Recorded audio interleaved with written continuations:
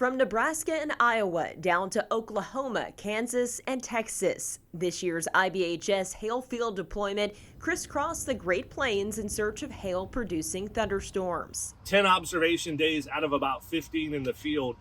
That's a record for us. The previous high number was 8, set a few years ago. And it was absolutely an active period for this year's experiment. Months of work goes into prepping for the deployment for the opportunity to collect as much data as possible across the 2-week time span. We also got our shingle panels into a number of severe hailstorms, somewhere between that 1 inch to 1.5 inches to 1.75 inches type hail sizes that are some of the most common hailstorms across the United States. Each day of the trip starts with an assessment of the day's forecast, where a storm target area is identified. I also think probably see initiation down the dry line, especially along this sort of bulge feature. Teams get into position and wait. If the storm is moving quick, you have to be quick. If you have a little bit more time, you can kind of mess around a little bit and really get those panels in position. But usually on those quick storms, the panels need to get into position. GoPro cameras need to be turned on, and the disdrometer needs to be turned on. Then, as the storm approaches, the instrument deployment begins. That's a high stress, intense moment too, because you're jumping out of the van. You usually, as safe as you can, pulled off on the side of the road.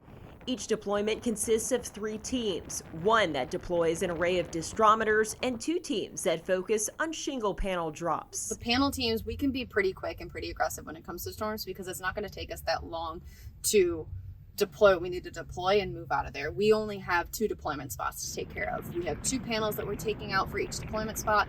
We have a tripod with GoPros on it for those panels, and we also have 1 disdrometer. After the instruments are deployed, teams retreat to safety, returning to retrieve the instruments and panels after the storm has passed. Take those panels back to the lab, assess the damage on them, compare them with the kinetic energy that we got on the disdrometers, and see if we can correlate kinetic energy, flux, to damage severity on these panels. Teams also collect and measure the hailstones in order to validate the instrument observations.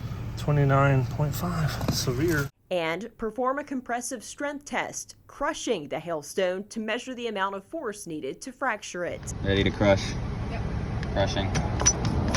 All of this information is used to identify hailstone characteristics. So mass, maximum dimension, minimum dimension, and intermediate dimension, crush strength. Each storm the teams encounter in the field is different, some producing larger hailstones that will provide valuable information on which materials perform best in severe hail events and how many hailstorms the materials can survive. Impact-rated products don't necessarily experience visible damage from one severe hailstorm, and so we're looking at how many storms do these products need to be through before you start to notice significant damage. While others produce smaller stones in larger amounts. We also captured one of my favorites, which is high concentration hail that covered the road in northwest Kansas, led to a little bit of hail drifting as well. I love those cases because we've been doing a lot of work back at the IBHS laboratory to understand how those type of hailstorms impact asphalt shingles. This year, teams also had the chance to analyze some giant stones in order to catalog the structure of the ice. So we were able to go 3D scan those in the hotel. We also took some cross sections of those hailstones to look at the internal ice structure. One, to also prove that we could do that in the field. So really unique, very fortuitous opportunity to collect some giant hailstones from a friend and colleague out in the field. All of the data collected on the trip is taken back to the IBHS Research Center, where it's pooled with data from previous trips to continue expanding knowledge on hailstorms. It's a really cool experience to be able to actually see what you are trying to reproduce in the lab and seeing it in real life happening and getting to collect all that data.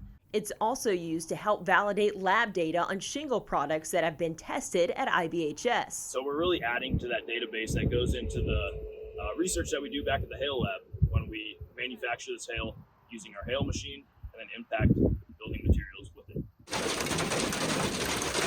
And finally, IBHS will now be able to use the data to simulate real-world hail events inside the small hail lab and a test chamber during full-scale testing. Everything we know about a hail event, its strength, the sizes, the concentrations, and actually run a building material through that exact case as best we can. All in an effort to continue improving the detection, forecasting, and modeling capabilities of hail.